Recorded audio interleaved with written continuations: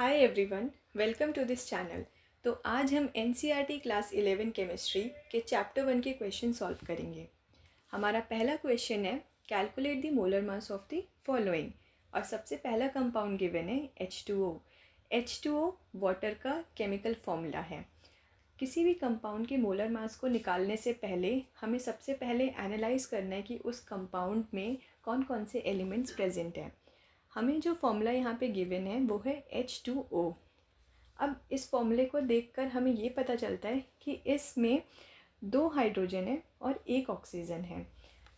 तो अब हम क्या करेंगे, मोलर मास निकालने के लिए जो भी एलिमेंट्स प्रेजेंट हैं उनके एटॉमिक मास के बारे में सोचेंगे।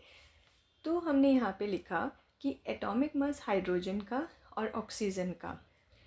यहाँ पर हमें पता है कि हाइड्रोजन का एटॉमिक मास 1 ग्राम पर मोल होता है और ऑक्सीजन का एटॉमिक मास 16 ग्राम पर मोल होता है। अब क्या करेंगे, हम इस कंपाउंड में 2 हाइड्रोजन और 1 ऑक्सीजन प्रेजेंट है, तो मोलर मास ऑफ H2O क्या होगा, 2 multiply by atomic mass of the hydrogen. ये 2 किस लिए आया, क्योंकि हाइड्रोजन 2 हैं, और 1 multiply by atomic mass of the oxygen. ये 1 यहाँ पे क्यों आया, क्योंकि ऑक्सीजन हमारे पास 1 है। जब हम इस इक्वेशन में वैल्यूज़ पुट करेंगे तो हमें मिलेगा 2 इंटू 1 प्लस 1 इंटू 16, और इन सारे एटॉमिक मास को ऐड करके हमारे पास मोलर मास आएगा H2O का। तो 2 प्लस 16 इक्वल्स टू 18, यानी कि मोलर मास H2O का क्या है, 18 ग्राम पर मोल। ये 18 ग्राम पर मोल जो है वो यूनिट है, मोलर मास की यूनिट है, तो यूनिट लगाना नहीं भूलना है। अब हमारा जो सेकंड कंपाउंड है वो है कार्बन डाइऑक्साइड, CO2। इस फॉर्मूले को देख के हमें पता चल रहा है कि इसमें एक तो कार्बन है और 2 ऑक्सीजन है। तो अब हम सोचेंगे कि कार्बन का और ऑक्सीजन का एटॉमिक मास क्या होता है। कार्बन का एटॉमिक मास होता है 12 ग्राम पर मोल और ऑक्सीजन का एटॉमिक मास होता है 16 ग्राम पर मोल।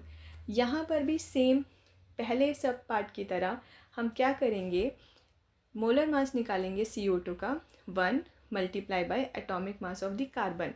अब हमने यहाँ 1 क्यों किया, क्योंकि फॉर्मूले में हमारे पास कार्बन 1 है, और 2 प्लस करेंगे और 2 multiply by atomic mass of the oxygen. ये 2 क्यों करा, क्योंकि ऑक्सीजन हमारे पास 2 हैं। सेम यहाँ पे हम वैल्यूज़ पुट करेंगे एटॉमिक मास की, 1 multiply by 12 and 2 multiply by 16। सबको ऐड करने के बाद हमारे पास आ जाएगा मोलर मास CO2 का।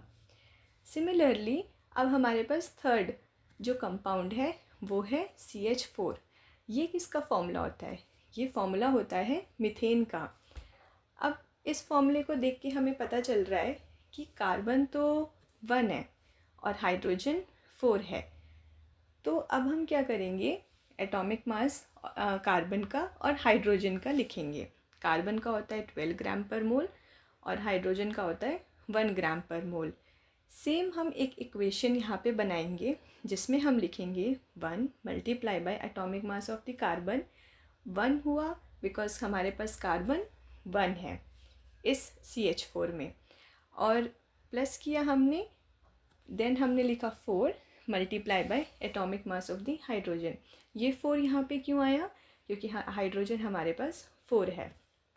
हम यहाँ पे इस इक्वेशन में एटॉमिक मास की वैल्यू पुट करेंगे कार्बन और हाइड्रोजन की।